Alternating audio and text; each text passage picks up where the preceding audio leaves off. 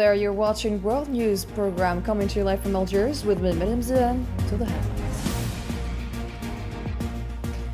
31 Palestinians killed in new Zionist massacres across Gaza. The resistance continues targeting Zionist vehicles and soldiers in central and southern areas of the Strip. Meanwhile, European voices call for suspending partnerships with Israel and pressuring it to halt the war and allow aid in. Coming up next, a new blow to Moroccan occupation. Investigations reveal Denmark's refusal to support energy projects involving occupied Sahrawi territories. And Sahrawi groups condemn Morocco's ongoing targeting of Sahrawi journalists. Next, Sudan's permanent representative to the UN says RSF atrocities amount to genocide. Algeria stresses that justice and accountability are essential pillars of any lasting solution.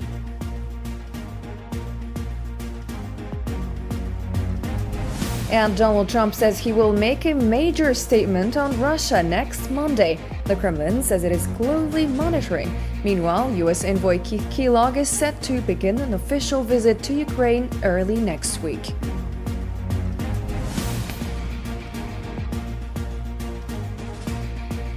Hello and welcome back to the details of your nightly news. First, several Palestinians were killed as Zionist occupation forces targeted many areas of the Gaza Strip since dawn today. Sources at Gaza hospitals reported that the number of martyrs has risen to 31 after Zionist forces opened fire on civilians, including 10 who were waiting for humanitarian aid. This comes amid intense ground and aerial bombardment across the entire Gaza Strip.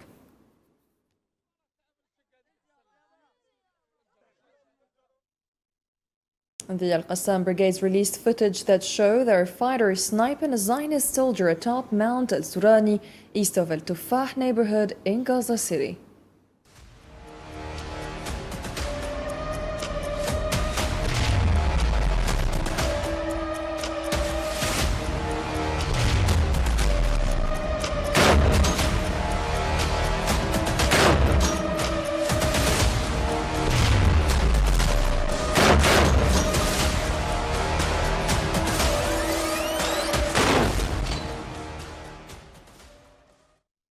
The United Nations Human Rights Office reported on Friday that at least 798 people have been killed while trying to access food aid in Gaza, near distribution points run by the by Gaza Humanitarian Foundation and around convoys operated by other relief organizations.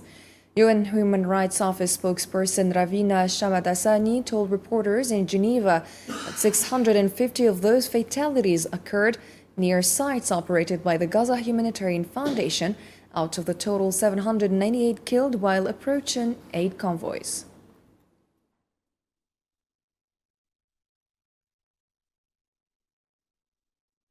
The European Union said the bloc is seeking ways to pressure the Zionist occupation to improve the humanitarian situation in Gaza.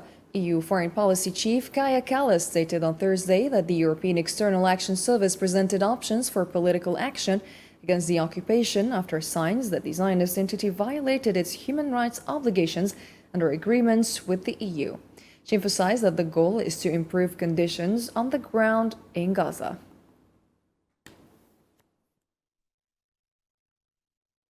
Spanish Prime Minister Pedro Sánchez called on Friday for the immediate suspension of the EU-Zionist partnership agreement in light of the genocide committed in Gaza.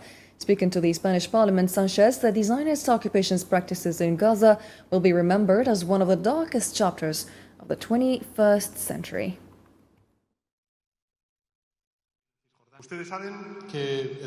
You know that the humanitarian disaster that Netanyahu's government is perpetrating in Gaza and also in the West Bank is an outrage that will go down in history books as one of the darkest episodes of the 21st century.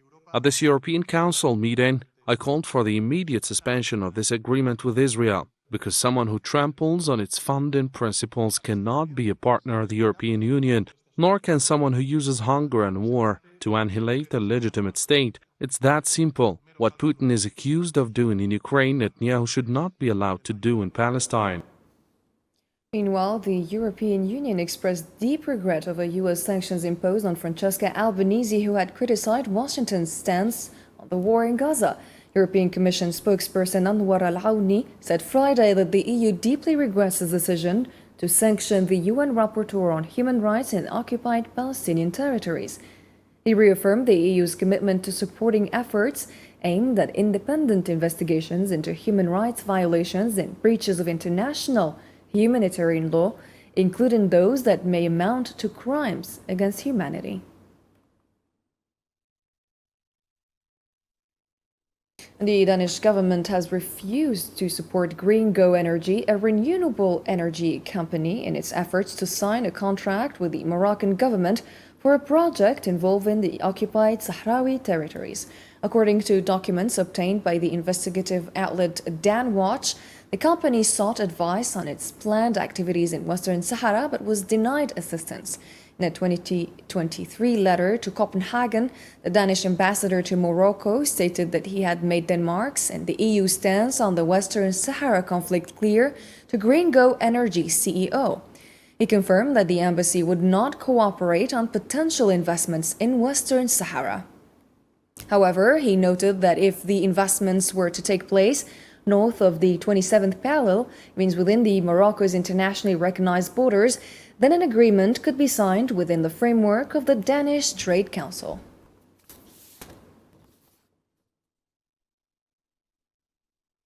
The British organisation Adala UK welcomed the move by the Telegraph to publish a right to reply or a right of reply from the Polisario Front representative in the UK, Sidi Brika, following a formal complaint by the organisation.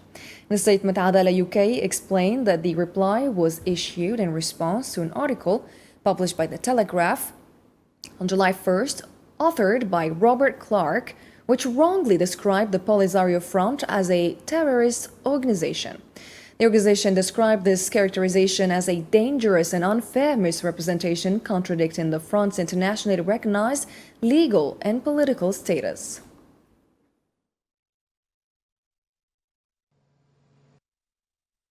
Adala UK welcomes the recent step taken by the Telegraph in publishing the right of reply by the Polisario Front representative in the United Kingdom, Sidi Brika.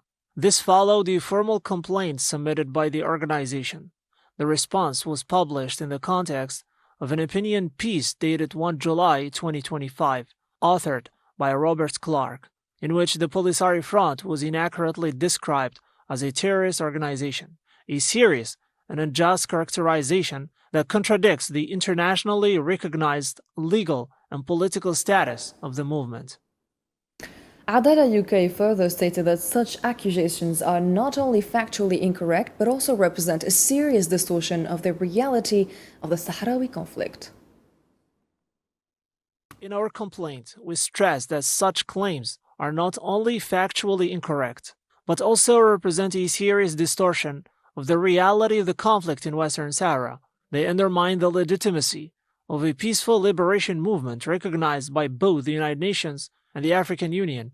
We expressed our concern that the article reflects narratives promoted by a foreign lobbying group seeking to delegitimize the Sahrawi people's struggle for self-determination. Ahmed Al-Yadasi, member of Adala UK and the organization's permanent representative to the UN Human Rights Council in Geneva, said the Telegraph's publication of the Polisario's official response to the article labeling the Front a terrorist organization amounts to a belated but necessary implicit retraction. Al-Yadasi stated that while the Telegraph did not issue a direct apology, its acceptance of the reply gave the targeted party a balanced platform to respond and defend itself, calling it a positive precedent in the conservative British press, particularly in light of the absence of the Sahrawi voices in Western media. This is of course a late but necessary retreat. It is true that the Telegraph did not explicitly apologize, but by accepting the Polisario's publication, it granted the targeted party a balanced space to respond and defend. This is a positive precedent in conservative British journalism, especially given the marginalization of the Sahrawi people's voice in Western media. It is a victory for the discourse of truth. meaning that this incident highlights the importance of the role of independent human rights organizations such as Adala UK in countering the false narrative and protecting editorial efforts from the smear campaign. يحترم القانون الدولي وحق الشعوب في تقرير مصيره. And the Algerian news agency APS revealed that individuals associated with the Moroccan delegation stole the flag of the Sahrawi Arab Democratic Republic from its designated spot during the 47th Executive Council session of the African Union held in Malabo, Equatorial Guinea. APS reported that the incident sparked widespread condemnation among delegations due to the blatant violation of diplomatic norms. Several delegations refused to continue the meeting until the Sahrawi flag was returned to its proper place, affirming respect for the sovereignty of the Sahrawi Republic, a founding member of the African Union. Morocco was accused of pushing a foreign agenda aimed at weakening the African Union and hindering its natural role.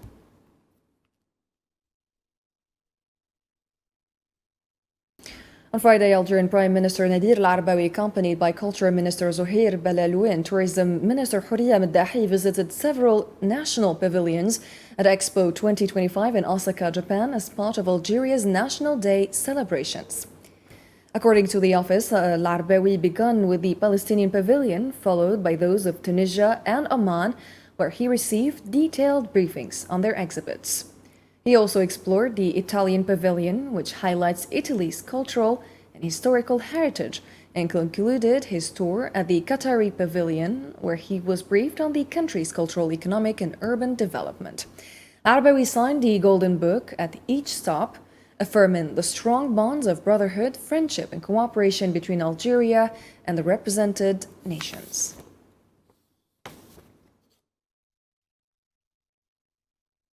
The Algerian energy group Sonelgaz continues to intensify its efforts to expand partnerships across Africa and the Arab region, as its expertise gains the trust of numerous partners, resulting in increased demand for its experience to meet energy sector needs. Mohamed Khatil has the report. Following in Sonatrach's footsteps, Algeria's national electricity and gas company Sonelgaz is accelerating its steps to boost investments in African countries, especially those in the western part of the continent. From Niger to Benin, through to Mauritania and Senegal, the experience and reputation of the Algerian group has pushed many African countries to ask for its expertise and services. The partnership with Algeria through Sonelgaz Group will strengthen the relationship between the two countries in the energy field and will allow us to benefit from the great experience and expertise that Sonelgaz Group possesses in this field. The Algerian group's contribution to the development of the energy sector in Africa is not limited to the export of equipment, turbines, and electricity, but goes beyond it to the transfer of expertise and know-how, in addition to training African managers.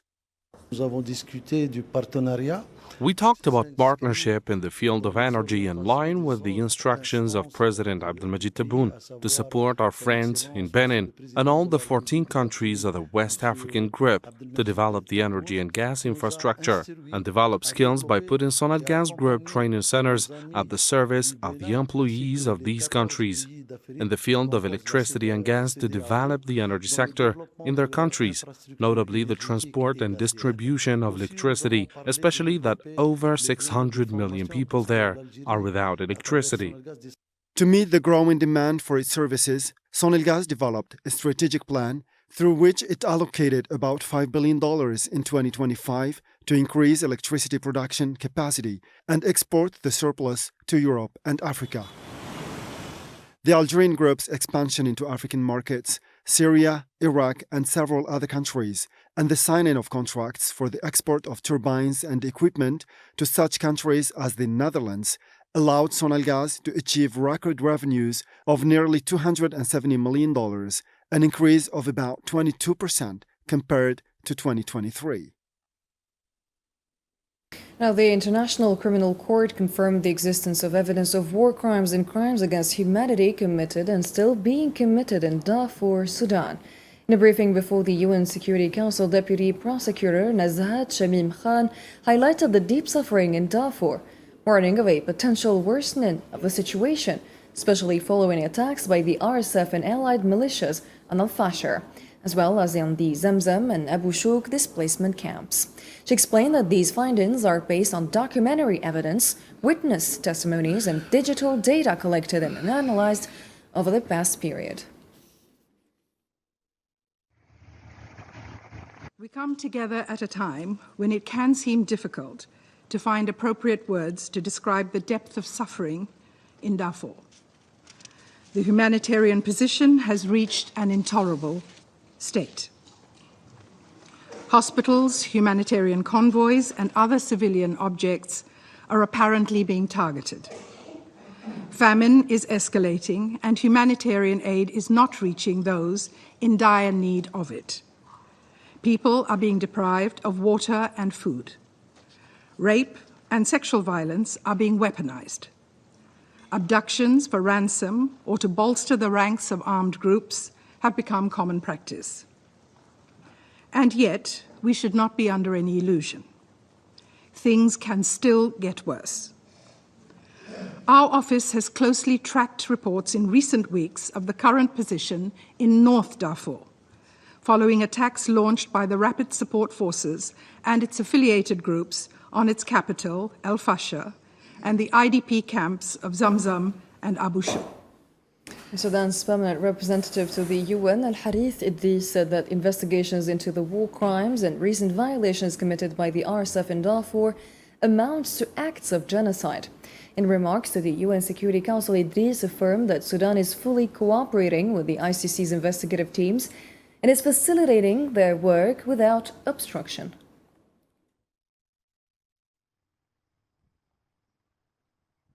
As part of the cooperation between the ICC and the government of Sudan, according to the Memorandum of Understanding and the Agreement of Cooperation, we received a delegation from the ICC in Port Sudan. They fulfilled their task fully. There is constant coordination and cooperation between the ICC and the committee to coordinate this cooperation. This correspondence happened almost daily. Still on Sudan, Algeria emphasized that justice and accountability remain among the fundamental pillars for a comprehensive resolution of the conflict. Toufiq El-Eid Koudri, Algeria's deputy permanent representative to the UN, stated during a Security Council meeting on Sudan that more than 20 years have passed since the Darfur case was referred to the ICC, yet no tangible results have been achieved to date. In light of the current developments in the Darfur region, especially since the beginning of the ongoing conflict more than 2 years ago, justice and accountability remain the most important foundations for a comprehensive resolution to the conflict. This year, my country's delegation wishes to emphasize the following. First, it is essential that the court, in its work, takes into consideration the existence of a transitional justice and accountability process within the broader efforts to establish peace in Darfur. To achieve this goal, all available means should be devoted to revitalizing and strengthening national judicial structures with the aim of ensuring full Sudanese ownership and leadership of the process. The Algerian diplomat Toufiq El-Eid Koudri renewed Algeria's call for dialogue over violence and the use of force, stressing the need for a lasting political solution to the conflict. Let's take a listen. We reiterate our call to prioritize dialogue over the sound of guns and to refrain from the use of force in the search for a lasting solution to the conflict between the Sudanese brothers, as well as to ensure the protection of civilians. In this context, I express our full support for the efforts of the African Union and United Nations. The Algerian deputy permanent representative also called for an end to all forms of foreign interference and for firm public condemnation of such acts. He stressed that external support for perpetrators of abuses and crimes against Sudanese civilians in Darfur is a direct factor in prolonging the crisis. The external support provided to perpetrators of various violations and crimes against civilians in Darfur is a direct factor in the continuation of the current situation. Therefore, we once again call for an end to all forms of foreign interference in Sudan and for such interference to be publicly and firmly condemned. as it directly contributes to these violations. Mr. President, we would like to emphasize that all efforts aimed at establishing peace in Sudan, including those related to setting frameworks for transitional justice and accountability, must be carried out in full respect for Sudan's sovereignty and territorial integrity. Sudan's permanent representative to the UN, Al-Harith Idris, praised Algeria's efforts in supporting Sudan's sovereignty and territorial integrity, citing the principled positions of Algeria's diplomatic mission at the UN Security Council. We praise Algeria, the elected member of the Security Council and representative of the Arab group, for supporting Sudan with all its might, protecting its sovereignty and territorial integrity, and co-chairing the African Group of Three, along with Guyana, known as the 3+1 Group. We warmly thank Algeria's representative, His Excellency Ambassador Ammar Ben Jama, and appreciate his efforts, experience, and the diplomatic team who are zealously and competently defending Sudan on all its issues before the Council. Moving on to developments in Russian-Ukrainian war, U.S. President Donald Trump announced that he will make an important statement regarding Russia next Monday, once again expressing his disappointment over Russian President Vladimir Putin's insistence on continuing the war in Ukraine. In a phone interview with NBC, Trump said he would wait to see what happens over the next 2 weeks. His remarks come amid intensifying Russian strikes on Ukraine and continued stalemate in diplomatic efforts between the two sides. Trump also spoke about an agreement with NATO to facilitate the delivery of American weapons to Kiev, a deal that follows his participation in NATO summit held 2 weeks ago in the Netherlands.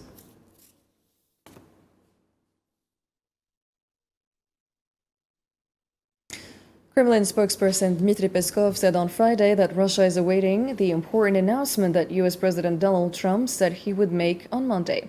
When asked about the new arms shipment being sent by NATO to Ukraine, Peskov dismissed the move as merely business, noting that Kiev had already been receiving weapons prior to this latest development.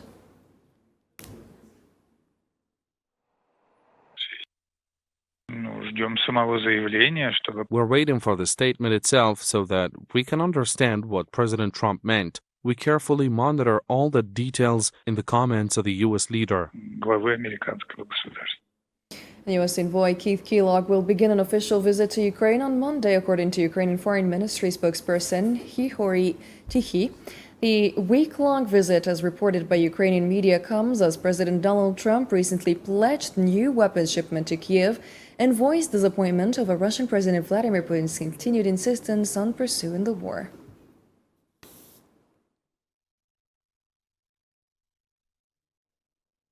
And U.S. Secretary of State Marco Rubio said Friday he held a positive and constructive meeting with Chinese Foreign Minister Wang Yi on the sidelines of the ASEAN summit in Malaysia. Rubio expressed strong interest in arranging a summit between President Trump and Chinese President Xi Jinping.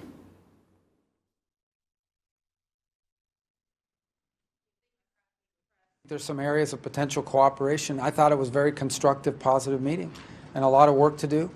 He's absolutely right that the president has a very good relationship with President Xi. It tracks back to his first term. And, obviously there are some issues we're going to have to work through, and that's to be expected with countries of our size and scope and influence in the world, two global powers such as the United States and China. But I thought it was a very constructive and positive meeting and gave us some things we can work on together. Yeah, no, the odds are high. I think both sides want to see it happen. Obviously, we have to build the right atmosphere and the right deliverables so that a visit isn't just a visit, but it actually has some takeaways from it that are concrete. But there's a strong desire on both sides to do it. The president wants to do it. President Donald Trump announced a 35% tariff on Canadian imports starting August in retaliation to Canada's reciprocal tariffs. In a post on social media, Trump said he informed Canadian Prime Minister Mark Carney of the move, warning that cooperation on halting fentanyl trafficking could prompt a review.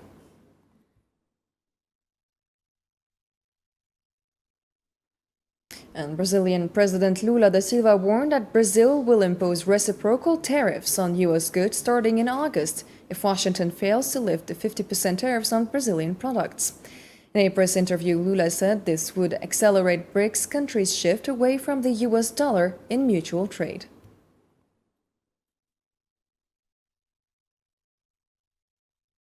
The Iranian Foreign Minister Abbas Araghchi reiterated that Iran will not give up its right to enrich uranium or its defensive missile program.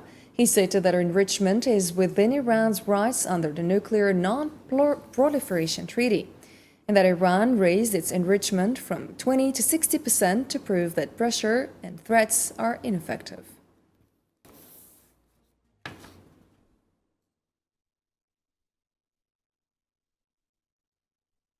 And that's a wrap for tonight's program. Thank you for watching and have a great night.